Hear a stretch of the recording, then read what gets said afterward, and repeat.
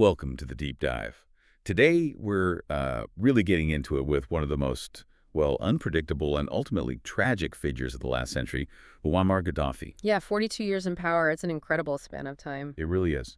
And we've got sources covering his whole journey, Right.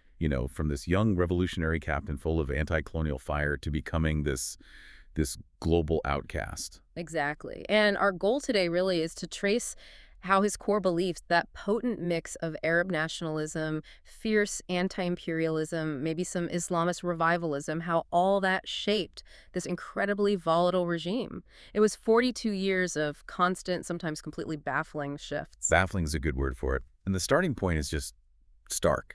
Think about Libya before Gaddafi. Before 1951, it wasn't even really one country. No, you had three distinct regions, Cyrenaica, Tripolitania, Fezzan, different histories, different attitudes. And when King Idris took over, Libya was genuinely one of the poorest places on earth. The sources say they were literally selling leftover scrap metal from World War II to survive. Selling scrap metal, it's almost unbelievable, isn't it? Considering what came later with the oil. How do you go from that to a guy dictating terms to global oil giants and funding international terror? Well, you have to look at the history he grew up in. Those scars from the Italian colonization, starting way back in 1911, it was brutal. Especially under Mussolini, right? The fascists really ramped it up. Oh, absolutely. General Graziani, his methods were horrific. Bombing civilians, concentration camps, even desecrating the Quran. Some estimates put the Libyan death toll around 750,000, just staggering brutality. And Gaddafi's born right into this. 1942, his own grandfather died fighting the Italians. Exactly, and it hit his tribe, the Katafia, directly. Around 300 members were forced to flee to Chad just to escape. So for Gaddafi, this wasn't abstract history, it was deeply personal. Anti-colonialism was in his blood. And then he finds this ideological spark, right? Nasser in Egypt. Yes, Gamal Abdel Nasser. He was the model, the Arab nationalist leader defying the West. Gaddafi completely idolized him. But ideology needs opportunity, and that came knocking. Big time. Oil. Discovered in 1959, suddenly this desperately poor kingdom, where maybe 10% of people could read, is sitting on immense wealth. Which should have been great, but it fueled massive corruption around King Idris. The wealth wasn't really lifting everyone, and it created this perfect storm of resentment, ideal conditions for a young, ambitious, anti-monarchist captain like Gaddafi. And he didn't miss his chance. September 1st, 1969. That's the date. King Idris was away getting medical treatment. Gaddafi and his free unionist officers launched Operation Jerusalem. It's incredibly swift, wasn't it? Seized key spots, very little fighting. Remarkably smooth. And boom, Gaddafi, just 27 years old, is suddenly Colonel Gaddafi, commander-in-chief. And he wasted zero time putting his stamp on things. What were the first moves? Immediate radical changes. Kicked out the American and British military bases, expelled the remaining Italian colonists, banned alcohol, closed churches, made Arabic the only language. Big symbolic stuff. But he went for the economic jugular too, right? The oil companies? Oh, yeah. That was crucial. He basically tore up the old deals and forced the foreign oil companies back to the table on Libya's terms, seizing control of the national wealth. And the results were pretty dramatic. Astonishing, really. In just 4 years, Libya's GDP went from about $3.8 billion to $13.7 billion. That's a huge jump. Wow. And did that translate down to ordinary people? It seemed so initially. The government doubled the minimum wage, forced rents down, poured money into healthcare. The number of doctors, for instance, more than quadrupled between 68 and 78. Life got noticeably better for many Libyans in those early years. So he's popular. The country's getting richer. Why the hard authoritarian turn? That's the key question, isn't it? It seems Gaddafi wasn't just after wealth or even power in the traditional sense. He was after ideological purity. And that meant tearing everything down, not just the colonial past, but all existing Libyan laws, institutions, everything. Which leads us to that 1973 speech in Zawara. That sounds like a real turning point. Absolutely. He announces the popular revolution. 5 points, basically. Scrap all laws, purge opponents, arm the people, dismantle the bureaucracy, and launch a cultural revolution against poisonous foreign influences. It's authoritarianism kicking into high gear. And this is where he introduces his own big idea, the third universal theory. Right. His unique contribution, he thought. It rejected both American-style capitalism and Soviet Marxism. He called them like two sides of the same imperialist coin. Okay, so he rejects the big two. What does he offer instead? He called it the Jamahariya, the state of the masses. Yeah. The idea was radical direct democracy through local general people's committees. Everyone gets involved, everyone decides. Sounds good, right? Sounds potentially chaotic. How did it work in reality? Chaos is a good word for it. In practice, these committees just created confusion, deepened divisions, and paralyzed decision-making. All the real power stayed with Gaddafi and his inner circle, the Revolutionary Command Council, the RCC. So it was democracy in name only. Pretty much. It actually made it easier to control people because nobody knew who was really in charge of what, except Gaddafi at the top. And it became a tool for surveillance, everyone watching everyone else in these committees. And then comes the Green Book, his sort of manifesto. Yeah, published in parts between 75 and 79, it laid out the Jamahariya ideology, rejected representative democracy completely, called for workers to take over businesses, dismantling private ownership. That sounds incredibly disruptive. How did people react to that level of social engineering? It was disruptive. Right. The state took over imports, distribution. Then came things like banning families from owning more than one house, seizing rental properties. Even if you liked the early populism, this was undermining fundamental aspects of society. Did it cause pushback? Definitely, especially among university students who started questioning where this was all going. And crucially, there were threats from within his own circle, a failed coup attempt in 1975 by RCC members. And his response? Crackdown, purges, what became known as the Green Terror. It showed that nobody was safe if they challenged the Jamahariya, no matter how loyal they'd been. He was becoming increasingly isolated and paranoid. And that isolation seems to extend to his big dream of Arab unity, too. That didn't quite pan out. No, it really fell apart after Nasser died. His relationship with Sadat, Nasser's successor in Egypt, went south fast. Especially after the Yom Kippur War and Sadat making peace with Israel. That was the absolute final straw for Gaddafi. He saw it as a total betrayal of the Arab cause. It led to a short, nasty border war between Libya and Egypt in 77, and Gaddafi actually managed to get Egypt kicked out of the Arab League for a while. He alienated everyone. So, rejected by the Arab mainstream, where does he turn his energy and all that oil money? He pivots. If he can't lead the Arab world through diplomacy, he'll lead the global radical movement through other means.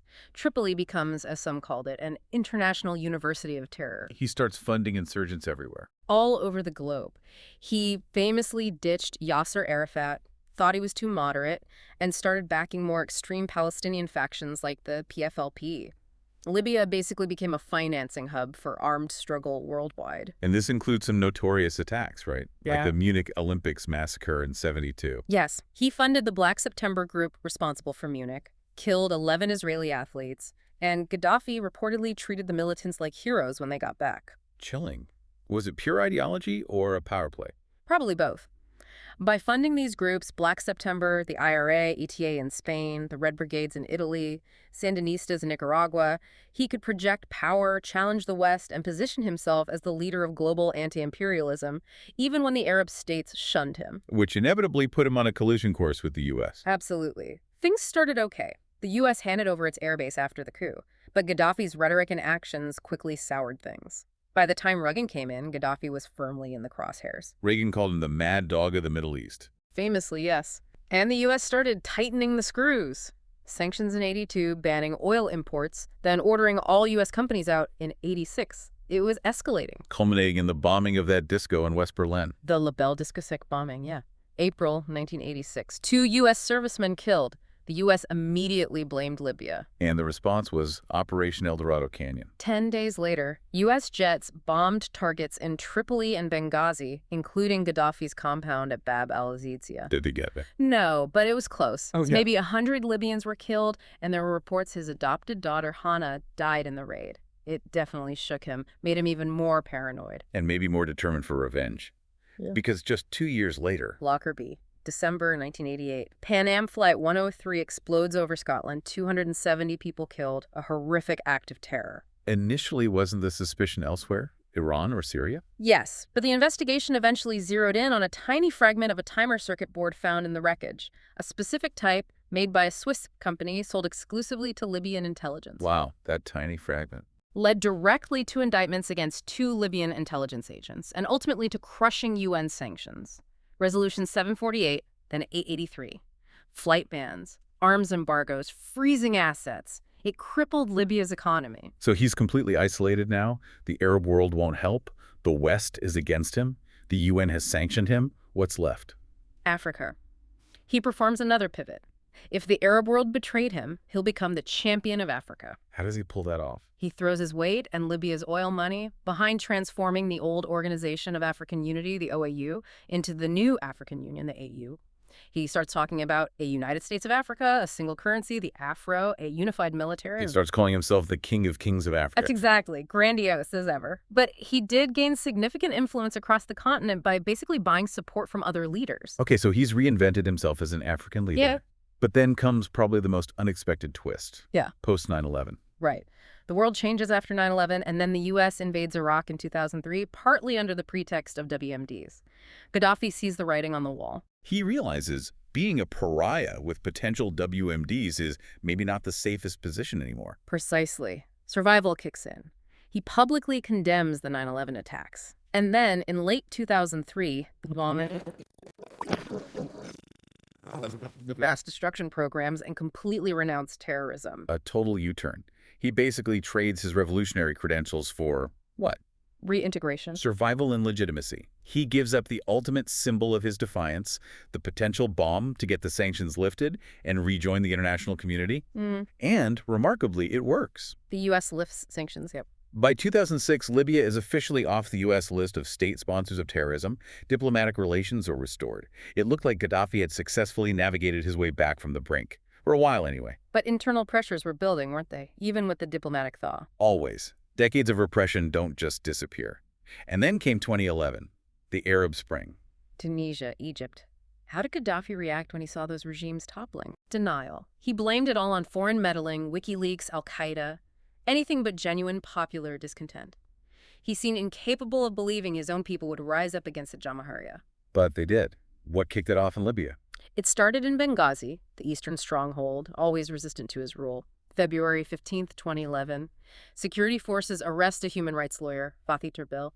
Protests erupt. And Gaddafi's response seals his fate. Completely. That infamous televised speech. Standing defiant in the ruins of his bombed compound, ranting, calling the protesters rats and cockroaches, vowing to hunt them down, zenga zenga, alley by alley, house by house, promising a massacre. That must have terrified people, but also galvanized the opposition. Absolutely.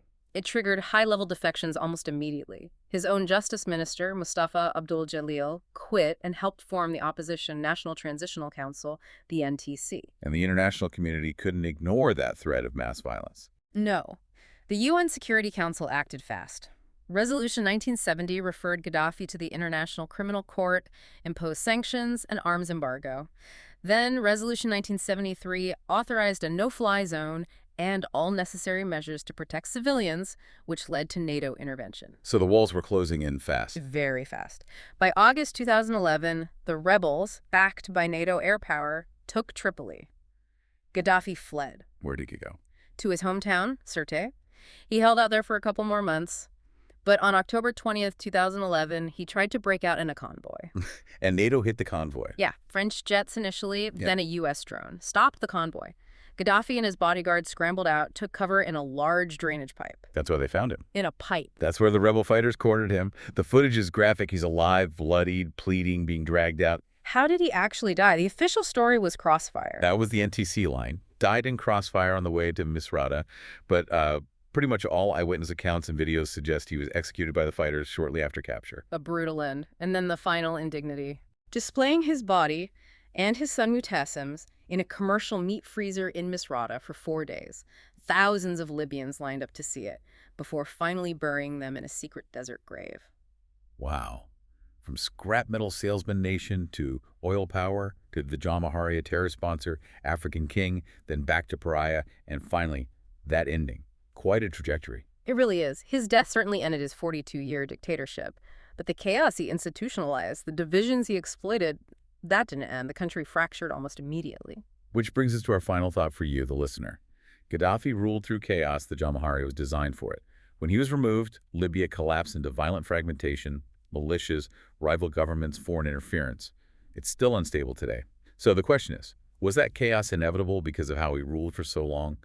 Or did his removal, particularly the way it happened, guarantee the instability that followed, maybe even preventing a path that his late-stage diplomatic pivot could have opened? Something to think about.